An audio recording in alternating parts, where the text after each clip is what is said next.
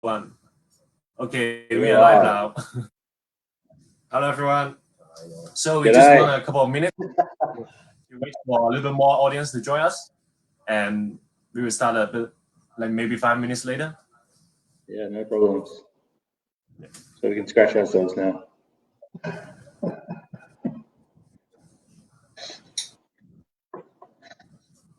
Just not there. Yeah, exactly.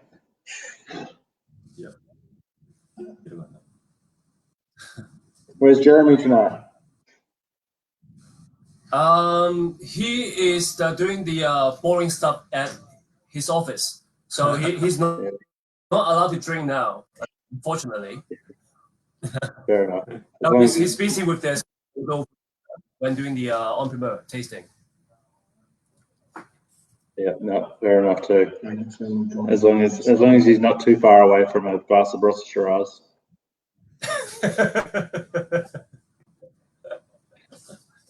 Yep, he might jump in during our conversation. I don't know. You know, he's the boss, so there he is. He can time. We'll make him drink a couple. Thanks, Jeremy. Yeah, I'll take that. Jeremy is in the chat room. Oh yeah. We've got to be nice now. You want to ask? Yeah, we're not live yet, so I'll just say hello. Oh, is it live already? Yeah. Hey guys. G'day. How are you, mate? Good, thanks. That's all right. I'll miss out on this. We are tasting Bordeaux Primeur. Yeah, that sounds like a tough job. We did the Cru and Angelus today. Yeah. Things are getting affordable, or slightly more affordable, aren't they? Getting what, sorry? More affordable. Cheaper. Yeah. No, I've just read a few reports that a few people are releasing things a little bit lower than last year. Yes. Yeah, Ponte Cana quite a lot cheaper. Yeah, but that's about the one so far. How was the Angelus? Pardon? How was the Angelus? The first one, the Grand Van, was very, very good. We shouldn't be talking about Bordeaux. We should be talking about Barossa. Well, the son of Hubert Dubois actually came and worked in the Barossa. That's how fascinated the French are with the Barossa Valley. He came and worked with us for a season. Okay, are you introducing now? Oh, still got 2 minutes to go. So after 2 minutes, we'll officially start the tasting. No problem. I'll chat with the guys. Well, when it goes live, you can introduce it on there. Yeah. Are you going to do your trek this year, Jeremy? Graham was considering it. Huh? The travel. Aye. So it'll depend partly on whether things are back to normal by then. Sure. But there may be a Watson's wine team again. Yeah, okay. We need to get enough people on the team. That's right. But we'll probably do the Moon Trekker in October, which is the one over Lantau, which is the overnight one. Crazy. I don't like it going out that much. Shall we get it started? Hi， 大家好。I'm going to watch and comment. OK， sure. Hello， 大家好，多謝歡迎大家又收睇我哋第二個星期嘅 Watson Hour。咁今日咧，我哋就會 focus 喺 Barossa Valley 嘅 Shiraz。咁今日我哋好開心有兩個 producer 一齊 join 咗我哋個 tasting。咁第一個就 Elderton， 咁第二個咧就 Kaesler。咁啊 Allister from Elderton 咧係就會 present 佢嘅酒啦。咁然後 Reid from Kaesler 咧，條 winemaker 咧都會講解佢哋嘅酒莊嘅。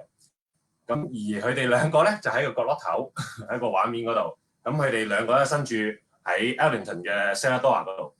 咁事不宜遲啦，咁我哋就 pass 個 time 時間就俾Allister，are you ready? I'm ready. Yeah. Can you talk more about so as you are the host, from Australia. Yep. So can you talk more? You do first and talk more about the estate from you, your family. Yes, not a problem. So hi everyone. It's nice to be talking to you. We are sitting in the comfortable surrounds of the house I grew up in, which is today our tasting room. But I'm sure there's a few names that are popping up that I'm familiar with. So can't wait to come back and see you all. But quick history of Elderton. It predates our family by quite a few generations. So Elderton as a property was first planted 1894 by some early immigrant Germans, and they lived and farmed here for only one generation. They sold the property to a famous English winemaking family around about 1916, 1917, something like that. And that was the Tolley family, who were very famous for making brandy, basically. The guy that bought the property, that today is known as Elderton, his name was Samuel Elderton Tolley, and so he named the property after his middle name. Built this remarkable house that we're sitting in now, lived life like a king, and as they say in family businesses, the first generation creates it, the second builds it, and the third destroys it, which is a real shame for my brother and I who run the business today. So Cameron and I are second generation, and it means that my very gorgeous 3 little daughters and my brother's not so gorgeous 3 little sons get to have all the fun in 20 to 30 years from now, basically. But my parents bought this vineyard by accident in the late 1970s. It was during the vine pull era, where the government was paying growers to pull out the vines that we so very much cherish, but also the whole world of fine wine cherishes today. And the Tolley family had abandoned the property. They'd walked away from it. Luckily, they didn't pull the vines out. They weren't picked or pruned for a number of years, and my parents fell in love with the house that was on the property. And the story basically and very quickly goes that the real estate agent 40 years ago, a bit over 40 years ago now, said to Mum and Dad, if you buy the house, you get the vineyard for nothing. And of course, today it's a remarkable vineyard. Those vines do go back over 125 years. They make the Command, which we're going to talk about a little bit more as we go through the night and the tasting. But my brother and I have grown the business a little bit. We've gone and bought other vineyards in other parts of the Barossa that we love. So one up in the Eden Valley Ranges, one in the Western Ridge, just out of a township of Greenock. And we love what we do here in the Barossa. So if anyone hasn't been to come and visit, once we can get Cathay Pacific back up in the sky, come and say hello and come and visit. Sure. Yeah. So Rick, you want to introduce your winery? Yeah, sure. So my name's Reid from Kaesler Wines, and I guess the beginning of Kaesler Wines was not too dissimilar to Elderton in a way. Our oldest vineyards were planted about the same year, 1893. And from a proximity point of view, Kaesler is literally just maybe 1 mile down the road, so it's very, very close. Similar German heritage. Gottlieb Kaesler immigrated to the Barossa Valley from Silesia, and he was a bootmaker. But by the time he got here, the villages had already been established to a large extent, and there was enough bootmakers around. So, like a lot of them, he went into sort of what we locally call share farming. And what that means is you kind of borrow a piece of land from the government or from someone that owns a piece of land, and you keep what you need, and whatever surplus you actually pass on. You pass on as like a form of rent or a lease, I guess. And so that's how Gottlieb Kaesler came out. I think one of the big misconceptions is the German families migrated here with all this winemaking equipment and vines ready to go. That wasn't really the case. When they first migrated to the Barossa, they brought their crafts and skills with them, but Being from Europe, they were used to having wine on the table, and that's when the first vineyards were planted, just in response to needing a bit of wine. So the Kaesler family hung on to it until 1999, at which time myself and a couple of friends, we bought it, and we've slowly sort of built it up as well, inspired by the Eldertons and the Henskes and a lot of the other families that are floating around the place. But we have a beautiful set of old vineyards, and we're on some very, very good soil in a very pretty and beautiful part of the world where, you know, the whole ethos for the Barossa Valley is to make wine, and we're competitive, but we're not that competitive that we can't work together. In fact, it's quite the opposite. But we keep sort of nudging each other along to try and do a little bit better and do it respectfully.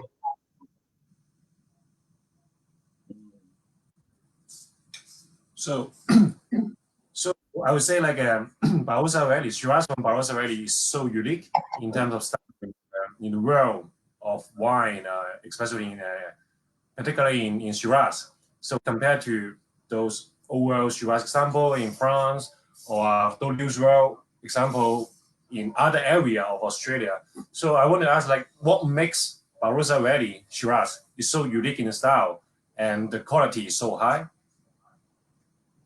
It's a really good question, and there's a number of factors and facets at play in regards to why Barossa Shiraz is unique. It goes to the geography of the place without question. The Barossa has a myriad of remarkable ancient soils, and we'll probably talk a little bit more about that as we go through the evening as well. When you marry that with the fact that we have some of the oldest vines, and certainly the oldest Shiraz vines on the planet, along with probably climate. And I think the thing that probably doesn't get mentioned enough is that sense of community here in the Barossa, that people do get along and help each other out and share their knowledge and work together as a team, that means that this place is unique in the Australian wine landscape, and even on the international wine landscape, where it's looked at as one place, one community that has tried to get where it has got to by talking about the virtues of what we do.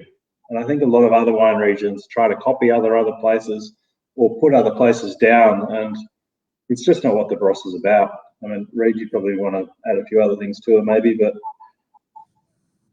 I always try and be constructive amongst ourselves, but I think just to add to what Al was saying about the geology of the place, I think one of the things you need to understand about Australia, if you haven't been here, I mean, apart from having some of the cleanest air and water in the world, the soils around the Barossa are something like 700 or 800 million years old. There's a mountain range just over there, just to the east of us.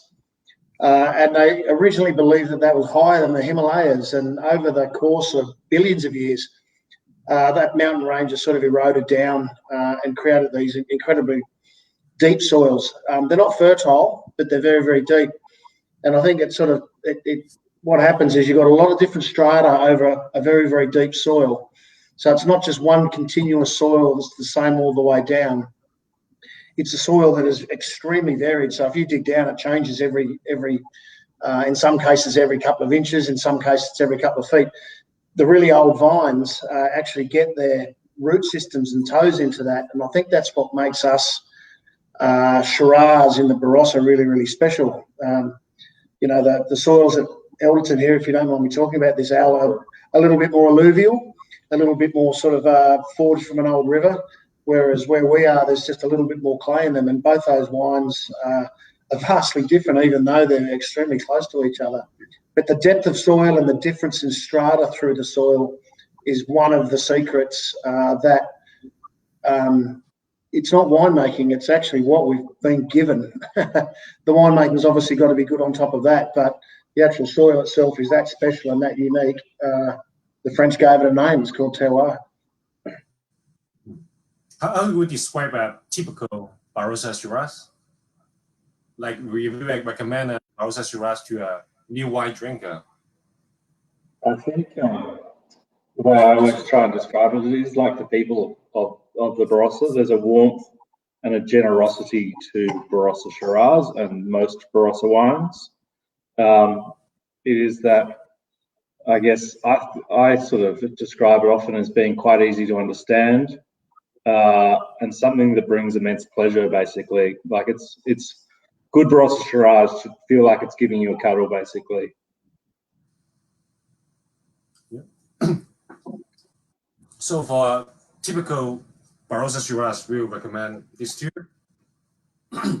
Yep. So I'm having the Bogan from Kaesler, and we have the Shiraz from Elderton. So at the moment, this is out of stock, but we will have stock in June. So stay tuned. Selling too fast. You want to add some words on the wines? Yep.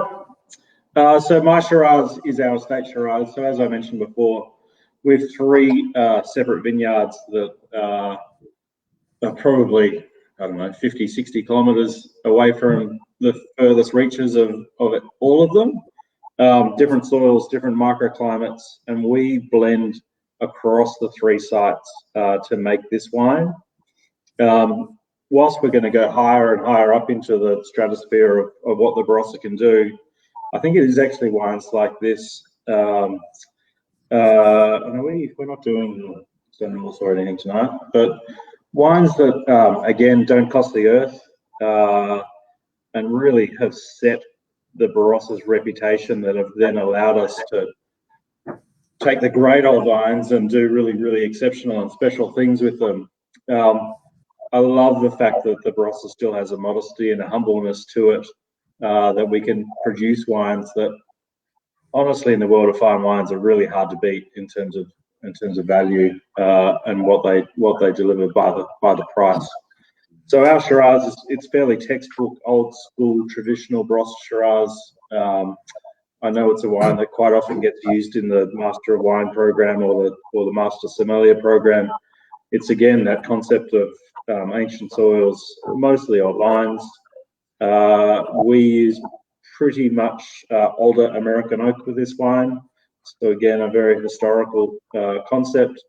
Larger format barrels, and it spends about 18 to 20 months in oak typically. And again, not trying to make the biggest, rashest, richest Barossa Shiraz, but something that showcases where it is, what it's from, who made it, but in a framework that draws you back to have a second sip and a second glass, and from a Watson's purchasing perspective, another pallet or two, hopefully. It's on the water. Did you get that, Ben? Just fill up with On the way. Same for you, Reid, as well. Yeah. Oh, we just put the last pallet in. No problem. Yes. We love you guys. So, Reid, can you say something about the Bogan? Yeah, sure. It's a lot of the things that Al was just talking about. I guess both businesses, but just talking for Kaesler here, we don't really have any growers per se. We actually use all of our own vineyards, and one of the things I really like about this wine is it's a blend across all of our vineyards, and I think it was the same for Elderton. But it gives a good cross section of what our vineyards can do and the capacity of those vineyards, and it's plush, it's warm, it's generous. It goes into oak. I mean, back in the day, the earlier ones we used to use quite a bit of oak, but these days we actually are using quite a bit less. One of the things I find as a winemaker, so we're actually still using oak. It's 100% oak, but when I say less oak, more new oak. One of the things I'm finding as I get older and working with these vineyards for longer and longer is you want to use less oak because you want to see more and more about what it is that you've grown. And oak can be a little bit distracting sometimes in a wine. So, but the Bogan's always designed to be, and you've got to remember that Kaesler is, we've been going for 20 years now, and we're one of the newest wineries in the valley. And so when we got here, we sort of really had to look at what everyone else was doing. So we looked at our neighbours, and obviously you look at some of the big names. And we just wanted to produce a wine that reflected our winemaking, but also, you know, could hopefully stand up to its peers. And we think we've achieved that. So we have a couple of more guests just join in. So I just say hello to them. 大家好，咁啱啱遲咗嚟嘅朋友咧就唔緊要嘅，最緊要咧你開咗支酒，同我哋一齊 happy hour 緊。咁啱啱我哋講緊 typical Barossa Shiraz 嘅 style， 咁一般嚟講咧都係 fruity 啲。咁好多就飲紅酒就好驚好酸啊，好澀啊。咁 Barossa 嘅 Shiraz 就唔會嘅，即係會俾咁新手啊咁都可以好容易可以享受得到。咁我哋今日咧就帶咗兩支。一支 Elderton 嘅 Shiraz， Estate Shiraz 同埋 Kaesler 嘅 Bogan。嗱，咁呢兩支咧都係比較 fruity 嘅 style， 就可以好多朋友咧都會好容易喜歡上呢兩款 Shiraz 嘅。咁喺我哋細畫面嗰度咧，就右手邊我哋有 Allister 係 Elderton Winery 嘅 owner 啦，同埋左手邊我有 Reid 就係 Kaesler 嘅 winemaker。Excellent. Before we move on to our Chinese is improving a lot. I like that. Hey, El and Reid. Before we move on to other wine, there's a question from the comment. You're both from Barossa Valley, and so Barossa Shiraz is pretty iconic and also quite signature in terms of the style. But can you tell us, when we taste your wine together side by side, they're completely different. What's the main difference in terms of the winemaking or something that you put into your house style, like oak regime or old vine material, or how you interpret your terroir? I know it's a very difficult question, but just try to be precise and short. We don't have to. Just to me, that's the primary difference between these is vineyard. Now that's got a bit of the western stuff and a slightly ours Elderton has got a bit more alluvial stuff and a bit of the western ridge. We don't have any of the western ridge. We tend to be a little more concentrated around the centre of the valley, but really what you're seeing there, a lot of it is just different vineyards. And what about you? Because El, you have been using the American oak, as you mentioned before, for a long time, right? We did, yeah. So when Mum and Dad started, they obviously followed a little bit of what the big guy down the road, and it's probably a winery that a few of your listeners have heard of, a place called Penfolds. And obviously back in those days when the Barossa wasn't the superstar that it was today, and certainly no one had any money, American oak was a cheaper concept. But historically it matched quite well with Barossa Shiraz, and obviously the exciting part of the Barossa today is seeing it evolve. Well, parts of it stay there, but also parts of the Barossa evolve out of that as a concept as well. So for this wine, we stick very true to tradition. Again, as I said earlier, it makes it pretty easy to understand and really easy to love. And we're not going to deviate away from that. No. Well, I think some of the people that they maybe have some misunderstanding how about American oak can deliver. Right now, I'm drinking the Elderton wine. Is very balanced, very elegant. It all depends on how you want to make it work. So, Graham, are we tasting some of the wine? Yeah. So, as both of them mentioned, that one of the very important factor of making quality Barossa wines, Shiraz, is the old vines. So today we also bring 2 old vines bottle to you guys. First we have Elderton Command Shiraz and the old vine Shiraz from Kaesler. So El and Reid, can you talk about how the old vines contribute the quality to the Barossa Shiraz? Do you want to start? Yeah, sure. Sort of touched on it a little bit before, but so there's all the different depths of the soil, and those big old root systems get into all the different depths. And the way I always think about it, and it's not always that easy to explain, is at each of those different depths, there's different trace elements, there's different minerals, there's different nutrients that the vine draws up into its metabolism, and that manifests itself once that gets itself into the plant. It creates a whole spectrum of aromas and flavours, and in particular tannins that are just unique to the soils here. And I think that's probably the most important thing with the old vines. You can still make mighty fine wines in the Barossa with very, very young vines, but you always seem to have more detail and more sort of pixels, to put it into a young person's term, through the older vines. And they don't always mean bigger wines. Everyone always thinks that old vines means more muscle. It's not often that at all. It generally looks, old vines tend to look like they've got more finesse and more polish. And yeah. Yeah, and I think in terms of those old vines, like everyone, and I've told the story a million times, everyone talks about them being good because they're old. And this is true, as Bos was saying. The roots go so far down, they find the nutrients and the water they require. They really smooth out the bumps of tougher vintages. They naturally produce less fruit, so they don't struggle as much to get to perfect ripeness, basically. But the point that's always missed about these old vines is that they have made it to be old. So one, they've got through every part of history, every part of fashion in farming, and they've remained relevant through 100 plus years. But the other thing, and the more and more you see and work in vineyards, is how amazing these things are that they've just survived that long.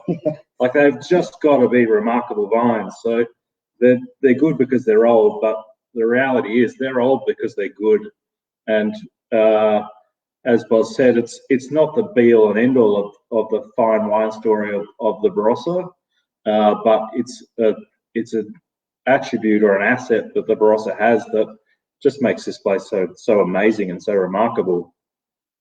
I think one of the things that was pointed out to me, and you know, you always seem to be learning something, but you see a lot of the really old vineyards, and they always seem to be very close to creek lines and rivers and things like that, but they've just been able to survive long enough just to get their toes into that underground water. And once they get down there, they tend to look after themselves very much. A lot of the viticulture around old vines is really interesting too. Like, when you get a big old vine that's here, it's like a forest. He'll become quite competitive and start making life hard for all the younger vines around it. So you can actually prune in circles in some days, not in rows, which is what you normally see in vineyards. There's so much about viticulture with vines that are over 70 years old that there is no book for. Normally, if you want to learn about viticulture and get some tips and things like that, or in winemaking, you'll go back to Burgundy or back to Bordeaux or places like that. We've got nowhere to go. We have to figure this out for ourselves. And so getting back to that communal type thing, I mean, generally speaking, if we've got a problem, Elderton have got the same problem. And if we all work on it together, we generally get to the bottom of it. But there is no book for old vines. We've had to invent and create and protect these all of ourselves. And again, once you start doing that, you become very parent-like about them. You become very protective about them, and it's a real privilege to own them. But yeah, you just got to care for them. Absolutely. Awesome. This out of the agenda. So here we just talk about Shiraz. I know that you have made one pretty amazing Cabernet from a very old vine material. It's called the Ashmead. Ashmead, exactly. Yeah. So this is right. So can you tell us what is so special about the Cabernet from Barossa, so we can let our customer know that you also made pretty amazing Cabernet can rival the Bordeaux. Yeah, thanks, Ben. I am a lover of Cabernet. Man sitting next to me is a lover of Cabernet, and obviously it's a big part of the history of Australian dry red table winemaking, basically, where Cabernet and Shiraz were often blended together. It's a very little known fact. Everyone talks about the old Shiraz vines, and there are a remarkable amount of them still in the Barossa, but the Barossa still owns the world's oldest Cabernet vineyard as well, which is a block about 15 kilometres down the road from us and owned by our neighbours next door, Penfolds, called Block 42, that was planted in the 1880s. Cabernet is a completely different beast to Shiraz. It's a variety that does not like getting old, and as such, there aren't a great deal of tremendously old vineyards, not only here in the Barossa, but anywhere on the planet. And we're lucky enough to have a couple of blocks that we believe were planted around the 1940s, so coming up to 80 years of age. The yields on these vineyards are absolutely disastrous. So from the texts that I've read, even before phylloxera spread through Europe in the 1890s and wiped out the vineyards of Bordeaux, even before this happened, growers were pulling their Cabernet vines out in the 1800s at 40 to 50 years of age, just simply because their yields dropped so dramatically. And when I first came back into the family business, we talked about pulling this vineyard out, but instead we decided that we would take time and cost out of the equation, create a wine that would allow this vineyard to hopefully survive and thrive, hopefully well into the next couple of generations. Yeah, 100%. And that is named after our family. So yeah, well, looking forward. For me, because this is a gift when I first passed the WSET exam. So I still remember and share with my friend. Reid, I got another question, a surprise for you. So apart from the straight Shiraz that we talked about tonight, you also made a blend. We usually call it GSM. Got a wine here called Avion.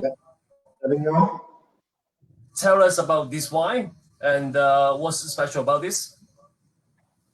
Well, it's a blend of, it's either GSM or GM, but it's always Grenache predominant wine that we make. But another little sort of sliver of Barossa history is Barossa for a long time made a lot of fortified wine. In fact, between the First and Second World War and for a little time after that, it was pretty much all that Australia was drinking, the dry red table wine, and there was no really dry white table wine. It was all sherry and port. Grenache makes absolutely fantastic port, but port sales in Australia have really parked themselves pretty heavily. When we bought our vineyard just down the road, there was a lot of very old Grenache on there. There was a lot of Grenache that was sort of 90-year-old, 80 and 90-year-old Grenache, so sort of similar era to the Ashmead Cabernet. But when you go and look at these beautiful old vineyards, it's a similar situation to the Shiraz. They're just undeniably fantastic, and the fact that they've lived this long just gets your curiosity going, and you decide that you're going to make a wine from it, simply out of respect for the fact that the vineyards lasted that long. And it doesn't take you long to work with fruit like that before you realise that you're sitting on a diamond, and away you go. A lot of the Shiraz that we talked about is kind of this sort of more fuller-bodied style. Grenache gives us an opportunity, or Grenache-based wines give us an opportunity to make something just a little bit more medium-bodied and perhaps a little more food-orientated, if you want to call it like that, but a little softer. Grenache typically for us goes through a lot of older oak, so it just makes a more savoury style. But again, just magnificent old vineyards that we're very, very fortunate to have. Feel very custodial about them. Yeah, and if any of you guys are thinking of drinking Pinot Noir with Peking duck, switch to Barossa Grenache. It's a surefire winner. You don't want to be drinking any Pinot Noir. I want to share a story here. I remember 3 years ago when I visited you at your house. You invited us for dinner, and you are the first and the only Westerner who dared to cook us Chinese dinner. For one of us. Still amazing. I think everyone survived, didn't they? Yeah, you're really brave. I love Cantonese food, and as you've heard a million times, but it's also one of those great things of the Barossa is that warmth and generosity of spirit, and there's nothing like inviting someone into your house to break bread and share a meal and have some laughs. And I learned from you guys that night as well. So I got some very, very good tips as to how to make my Cantonese food better. Can't wait to show you some authentic cuisine here in Hong Kong. I can't wait to be back. Yeah. No, it is a great place to eat. There's no doubt about it, and a really, really good place to drink as well. And I've said that a million times. That I know the locals of Hong Kong honestly don't know how lucky they are to have Watson's and to have a very advantageous tax regime on drinking wine, and it is a good place to come and eat and to drink. All right, okay, Elle, you have 2 more pallets coming tomorrow. That's the order. What a nice word you just said, and read it yourself as well. So, Grandma, you what's next? So finally, we are doing some advertisement. So if you enjoy the live streaming and you want to buy some wine, so we are doing a special offer. So you will see the promo code like here. So like remember it, or just buy the wines now. So you can use the promotion code. You get a special discount on our online shop. On and Kaesler wines. So buy some more wines. Stay home, stay safe. And then the more you buy, the more they can save for flight ticket to come to Hong Kong to drink wine with us. And also that just for those who join us today, and there is some exclusive preview. That's for Kaesler. I just received a new sample from Kaesler today, which is the special one that we just talked about before we start this live video. And for Elderton, we also got some special one that I want to share with you. We have some. Come on back to this 03, and we also got some from 1990s. And I got one which is signed by Cameron, Elle's brother. It's the 1990 Shiraz. Nice. We never promote it, and because it's Elle, he doesn't allow me to promote it. It's this one. Yeah, there we are. The 15. 15. Before we go, Elle, can you talk something about this special wine? Yeah, so this is a tiny little production wine that we make from a 100-year-old vineyard, actually planted in 1915. That's the name on our Greenock property, and an amazing old vineyard. As Boz said before, most of these wonderful old vineyards are based around creeks and river systems and whatnot, but this vineyard sits in the middle of nowhere, but it sort of has rolling hills around it that all release water down onto that property, which have enabled it to survive over 100 years. But you look at this vineyard in comparison to the command vines, which are big and thick and have been in pretty fertile soils. The 100-year-old vines up there are pretty spindly and have lived a pretty tough existence. And as a point of difference in terms of making Shiraz up in Greenock, which is the Western Ridge, where the vines really struggle and suffer to get their roots around hundreds of million-year-old solid ironstone, basically. You see Shiraz that is loaded with tannin, loaded with colour, and quite different to Command, which is, of course, the Elderton flagship, basically. tiny amounts of it go overseas. It's not a cheap bottle of wine, but for those that love the best of Barossa Shiraz, it's worth looking out for. Yep, and we only got very tiny amount of this allocation. And every time when I asked Elle to come to Hong Kong to open this wine, he said, no, we don't open it for anyone around the world except Hong Kong. So next time when we Hong Kong, and we can taste this wine together again. Reid, there's a comment about the box I just showed here. They asked what it is. If you don't mind, can we tell them? Should we open it? Yeah, of course, please. Afterwards. So we got the two special wine, which don't normally see in Barossa. It's the Malbec and Barbera. Can you say something about that? Yes, the Malbec's actually from Clare, but it's a variety that it's got a very long history in Australia, and it's a beautiful red grape. It's got all similar qualities in like Shiraz, if you like, but just hasn't been planted here for such a long time. But it just makes beautifully soft, warm, generous styles of wine that suit our climate. The other one is Barbera, which is completely different, which is obviously comes from Piedmont in Italy. But it's a really funny old grape, that one. We actually ended up buying the grapes from that vineyard. A friend of ours passed away, and his wife she wasn't that used to growing grapes, but she sure is now. But we ended up just taking that Barbera to help them out, but we started making the wine from it and just went, wow, this is just fantastic. It's very different to a lot of the normal Barossa wines. It's got a very sort of rhubarb, almost cherry sort of flavour to it, and it ripens very late. It ripens nearly 6 weeks after the Shiraz, so it's a completely different sort of thing. But again, I think it just shows the diversity of this area and what can be done. When you've got soils and climate that sort of align themselves so closely together, well, you might even be able to grow Pinot here. Yeah. So it's just a little experiment. We're always trying to search for things that are going to keep us interested, keep us curious, and keep us sharp.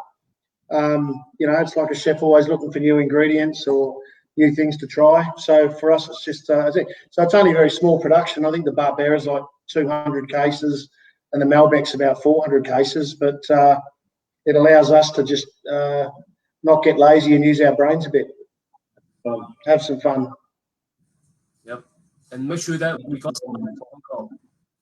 And you've got the WOMs turning up today, Ben. Oh, is the it? WOM samples have been sent as well. Awesome. One last question before we go is there is a comment that they asked, are you guys friends? It's just me and Al. You find when you make wine like this, friends are everywhere. Yeah. I think that in the wine industry, they say success is relative. The more success you have, the more relatives you seem to have.